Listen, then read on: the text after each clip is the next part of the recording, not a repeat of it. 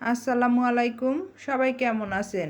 আশা করি সবাই ভালো আছেন। আল্লাহর রহমতে আমিও ভালো আছি।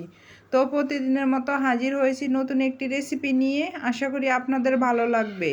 পুরো ভিডিওটি না টেনে দেখুন আর আমার সঙ্গে থাকুন।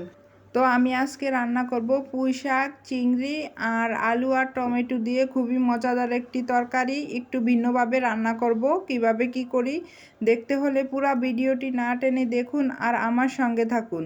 তো চুলায় চলে যাব। চুলায় প্রয়োজন মতো তেল দিয়েছি আর দিয়ে দিয়েছি 1 চামচ পেঁয়াজ বাটা, 1 চামচ রসুন বাটা আর প্রয়োজন মতো লবণ দিয়েছি আর দিয়ে দিয়েছি 1/2 চামচ হলুদের গুঁড়া, 1/2 চামচ মরিচের গুঁড়া।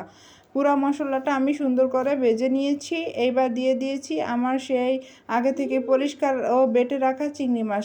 এখন আমি চিংড়ি মাছটা নেড়ে চেড়ে সুন্দর করে মশলার সাথে মিশিয়ে নিব আর অপেক্ষা করব বলক আসা পর্যন্ত।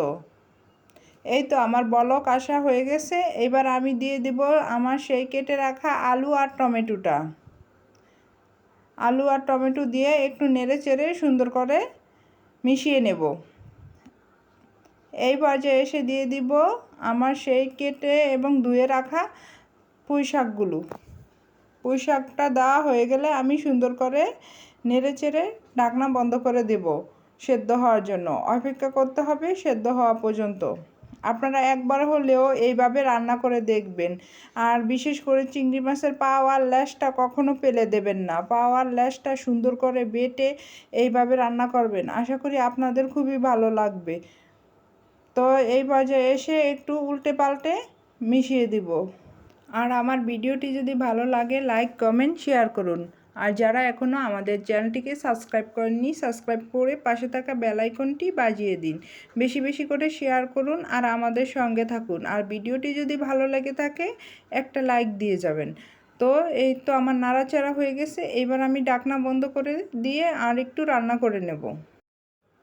এইভাবে এই প্রসেসে একবার রান্না করে দেখুন। আশা করি আপনাদের ভালো লাগবে, আপনাদের খেতে ভালো লাগবে। একটু অন্যরকম করে আপনারা রান্না করে দেখুন। আর চিংড়ি মাছের পা আর লেজটা কখনো ফেলে দেবেন না। এটা এইভাবে এই প্রসেসে রান্না করলে খুবই খেতে মজাদার এবং সুস্বাদু হয়। তো এই তো আমার তরকারিটা প্রায় সেদ্ধ হয়ে গেছে। এবার আমি জল দিয়ে দিব।